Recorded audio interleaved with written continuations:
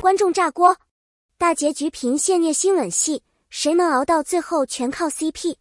情感风暴开启，大结局成全网热议焦点。每一部剧集走到终点，观众的情绪都会被推到极致，而这部剧的大结局更像是一场情感的风暴，在无数人的热议、争议、感慨中引爆。微博、豆瓣、朋友圈，无数观众留言，这剧情要不是有杨紫和李现，真是看不下去。有人被虐心的吻戏感动落泪，有人却忍不住吐槽情节狗血，甚至连谁能坚持看到最后全靠 CP 的段子都成了热搜。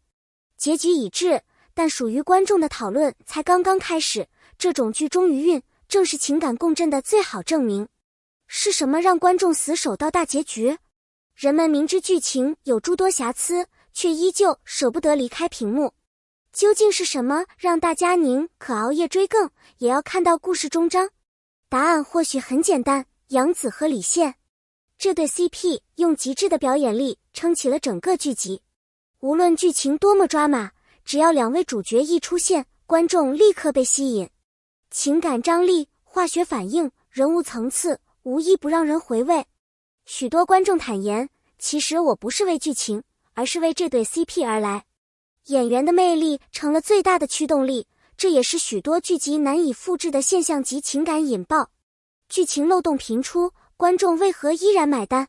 如果说一部剧最大的挑战是如何让观众信服，那么本剧的剧情逻辑却频频让人出戏。后半段节奏急促，情感转折生硬，任务式推进明显。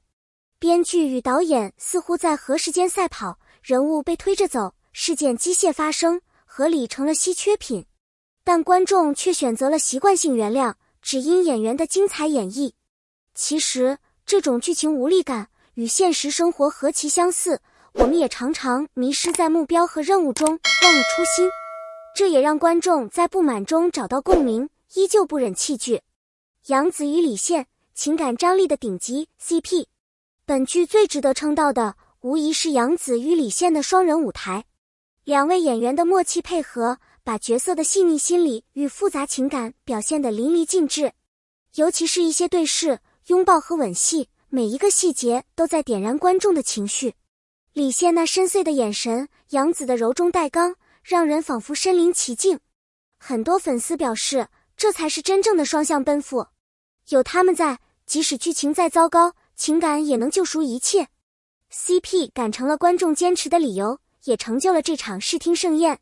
第17至19集的情感巅峰，名场面为何打动人心？纵观全剧，最受欢迎的莫过于第17和第19集。第17集那场突然到来的吻戏，释放了长久积压的情感张力，观众在屏幕前也为之心跳加速。第19集男主下线，剧情虽有预警，但依然让人心头一紧，复活情节一波三折，观众的情绪也随之跌宕。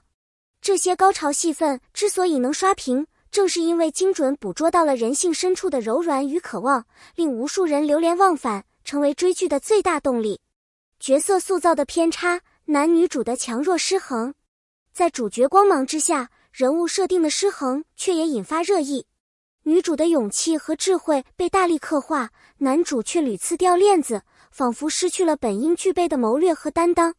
特别是蒋长阳一角，原本应为全局智囊，却在关键时刻频频失误，依赖女主支援。这种一强一弱的角色塑造方式，让部分观众觉得缺乏真实感。真正打动人心的对手戏，是彼此成全，共同成长，而不是一方独大。角色间的平衡，是让观众持续投入的关键。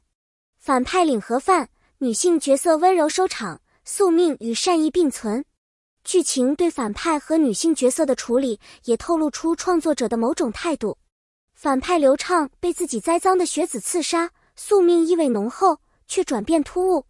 女性角色则多以温柔和救赎结尾，比如现主绝望时遇见出家人，选择放下。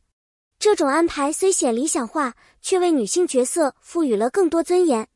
无论是黑化还是善终，都在试图表达一种对命运和人性的关照。这种复杂又温柔的笔触，成就了剧集情感深度。配角命运的无情与主角光环的极致。在主线拯救主题下，配角的命运却如同尘埃。戏份少的角色随时可能下线，成了主角成长的祭品。不少观众吐槽，为什么总是小角色最惨？这种人物命运的轻描淡写，虽有助于突出主线，但让故事缺乏层次。现实世界里，没有人的故事应该被轻易忽略。每一位配角的离场，都是剧集失去一丝温度，也是观众情感的微妙流失。理想与现实，缺乏灰色地带的人物塑造。本剧在人物塑造上有鲜明的黑白对立，不是绝对善良，就是极端邪恶。观众发现，复杂的灰色地带被大幅削弱，缺乏更多真实的人性挣扎。现实生活远非非黑即白，更多的是妥协和困惑。正因如此，观众在虐心的同时，也在呼唤更复杂、更接近生活本真的情感刻画。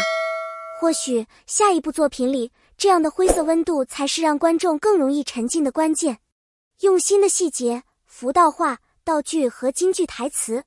虽然故事整体争议不断，但服道化、道具和台词却成为一大亮点。杨紫、李现的每一次造型都堪称精致，服饰纹理、配饰搭配、妆容细腻，为角色气质加分不少。